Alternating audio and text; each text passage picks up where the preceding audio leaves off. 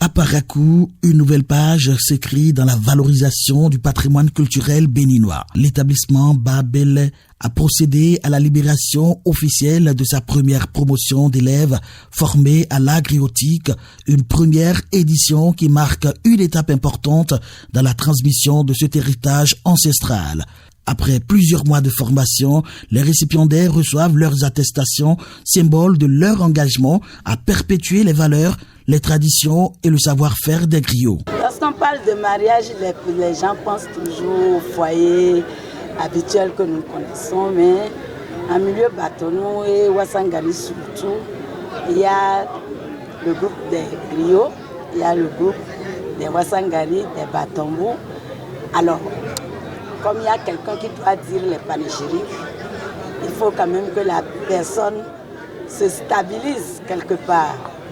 En fait, ce mariage, c'est comme un arrêt que le griot, lorsqu'il a atteint un certain niveau, observe.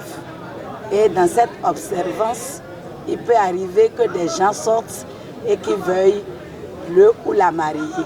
Pour le promoteur de l'école, cette initiative répond à la nécessité de préserver un patrimoine culturel menacé par la modernité. Selon lui, le griot est avant tout au service de son maître, de sa communauté et de la société.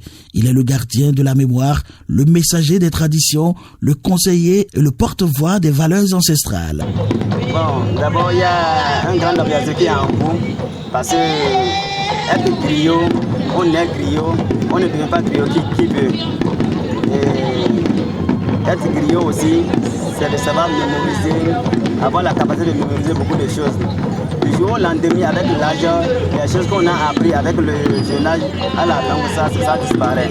Donc j'ai pris l'initiative pour garder ce patrimoine, pour me partager, tant que ma mémoire est prête pour partager le savoir depuis que j'ai acquis chez mes parents. Bon, pour ceux qui me connaissent, c'est pour cela qu'il y a le peu que j'ai, c'est ça que j'ai partagé. Je ne saurais donner ce que j'ai à mes élèves. Donc ils ont acquis un savoir positif. C'est pour cela que j'ai étudié pour faire une libération. Les gens vont dire avec la culture, auparavant on ne libérait pas les gens.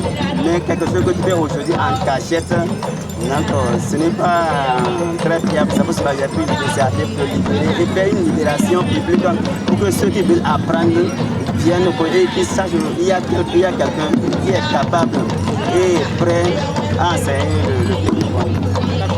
Côté des récipiendaires, la satisfaction est à son comble. Ils saluent une formation enrichissante qui leur ouvre les portes d'une mission noble, transmettre la culture, raconter l'histoire et promouvoir les valeurs africaines auprès des générations futures. Voilà, le sentiment qui m'anime est que vraiment je suis très fier parce que moi, il semble que la tradition est en train de mourir. Par rapport à ce centre, nous avons compris que la tradition est en train de se renouveler.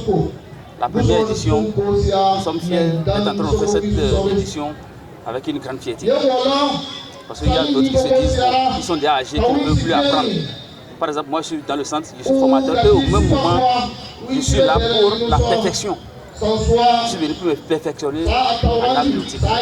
Cette première édition témoigne de la volonté des acteurs culturels de Parakou de redonner à l'art griotique toute sa place dans la société et d'assurer sa transmission aux générations à venir.